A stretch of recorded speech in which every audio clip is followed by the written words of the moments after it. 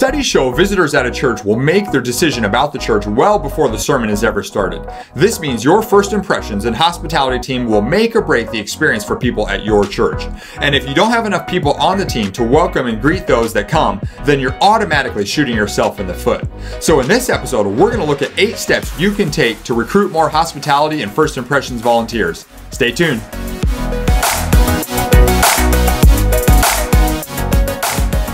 Well, several years ago when we started this new church in Kansas City, Missouri, as you know, with any church plant, you're just hoping that anyone and everyone who comes to the church is going to stay. As long as they breathe, you want them. Yeah, if they have a pulse, you're like, you have a pulse? Okay, you're in. But the thing is, in order for people to come and stay, they have to have a good experience. And that starts as they're walking into the doors, as they're entering the parking lot. Yep. And as a church plant, we wanted to make sure that we put our best foot forward for people, and people had a great first impression, because we know a first impression is a lasting impression for people. And so that's why we wanted to do everything we could to make sure we had all the people slated to be at the doors greeting, to be out in the parking lot helping, to be welcoming people as they walked into the gym, which is where we met, and all those different things was massively important. But what we realized is you can't just throw anyone in that. No. You have to make sure you have the right people. And so today we want to talk about 8 steps to recruit hospitality volunteers that's going to help set you up for success and give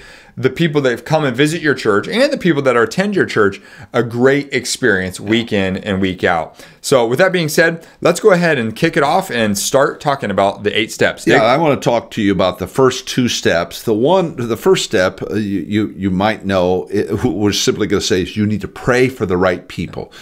Because your intelligence will only go so far. I mean, you're a very smart person, but the reality is we're in an entity called the church, your local church, big church that we're part of, the small c, your church in your local community. You need the right people, and you need for the Lord to direct you to the right people.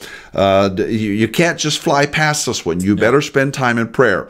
And whenever we're talking about something big in what we do, and it's the same as what you do, because recruiting first impressions people is big. We always go to prayer first. We absolutely go to first. Pray them in. Well, and God has the people right there. Exactly. And He knows exactly what you need. Sometimes we don't know what we need, or we don't see the people yet. And then by prayer, He brings someone to mind and says, hey, you should call this person today. Or, however that looks, it happens. And you'll be amazed at what happens that way. That's right. Second thing you need to consider is you need to be factoring or looking for people with outgoing personalities, or what we call people. Now, I will say, don't limit yourself to this. Don't say, oh, because this person's an extrovert, they'd be a good greeter.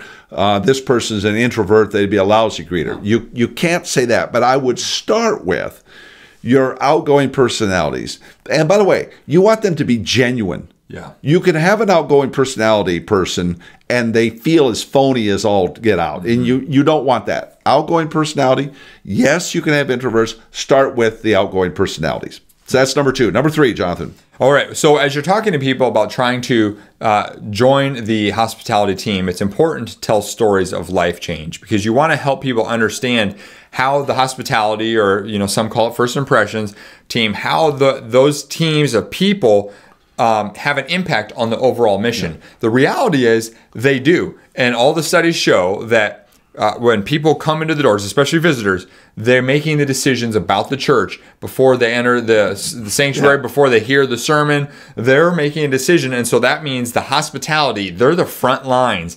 And so you want to help them understand the impact that they have, and that can happen when you tell stories of lives that are being changed and of people are being impacted, all because of what happened. And specifically, if you hear stories of how the church was so friendly, or they felt so welcome, then you have to be shouting those stories from the rooftops, because that's a direct connection, direct correlation to what they're doing, because they're the ones creating that friendliness, that welcoming atmosphere, that positive environment that people like when they come into the auditorium. And the longer you're around, you're eventually going to get some comment like this.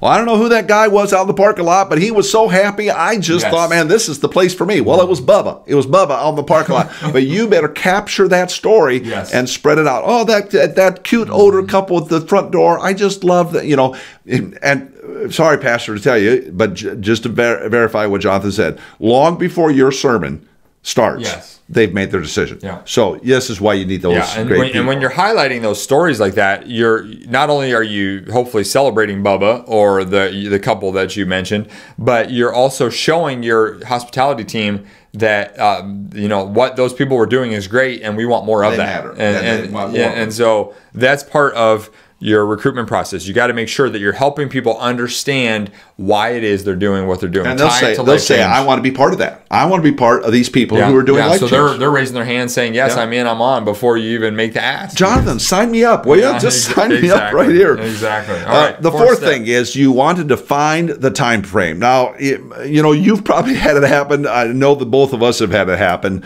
where you get recruited and you're into like volunteer purgatory. I mean, you're just, no offense to the Catholic viewers here, but I'm telling you, don't expect people are just going to stay forever and ever and ever. So if you, now you want them to stay a long time, but define the period of time that you want them to serve. So you may say, okay, listen, we've got our first impressions team meeting, and they're the greeters, they're the car parkers, they're in the lobby, whatever. I want you to serve for 6 months.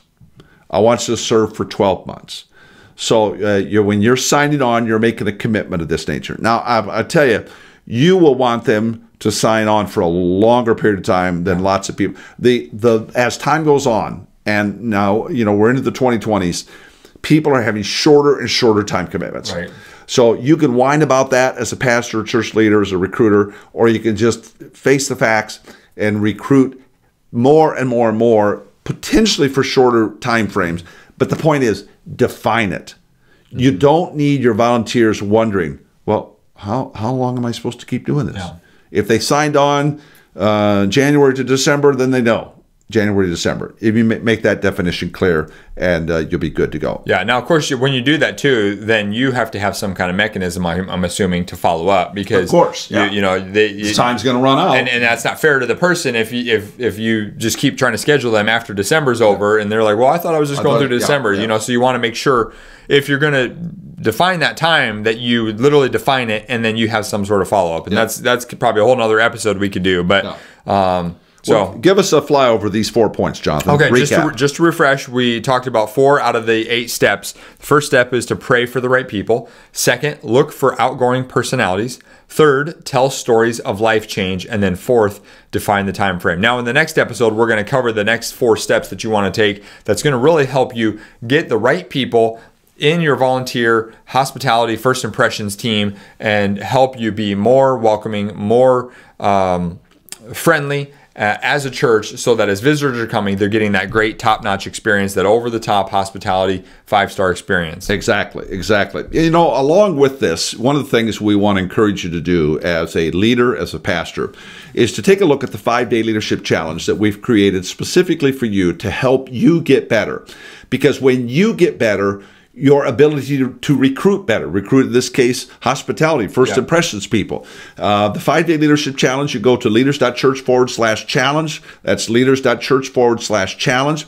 And it's very simply, if you did that today, boom, this is day 1, and you'll get the first video. You need to put aside 15 minutes to walk through that video. There's a discussion guide that goes with it, designed to help you work on you. To get better. Not the church, not everybody else. It's the 5-day challenge for you. And when you'll do this, you're going to see some great things happen. Walk through the 5 days. It's free to you. There's no cost at all. And it'll help you be a better leader and a better pastor. Right. As well, I really want to encourage you to subscribe to the podcast platforms that whatever platform you're listening or watching this, and certainly on YouTube. When you do that, you're going to, and help spread the word, because we believe Church Tips is something that can help you It helps us. And it helps us get the word out to more and more people. We've really enjoyed having you here today. We hope you really will grab that next episode. It's going to help complete this whole 8 points that we're talking about today, the 4 today and 4 tomorrow. So anything else we want to add, Jonathan? That's it. What'd I forget? That's everything. Nothing? Okay. Thanks very much for being with us today. Make it a great one and be blessed. Hey, Jonathan here, real quick before you go. Everything in your ministry rises and falls on your leadership. So investing in your leadership is essential to staying healthy and growing the ministry. And that's why I want to invite you to join us inside the Leaders.Church membership. This online streaming service for pastors gives you access to more than 300 videos plus training material to level up your leadership and improve your ministry skills. If you'd like to do that, I want to invite you to go to leaders.church/boost. Again, that's leaders.church/boost. Well, thanks again for joining us on the Church Tips Podcast. We'll look forward to seeing you next time.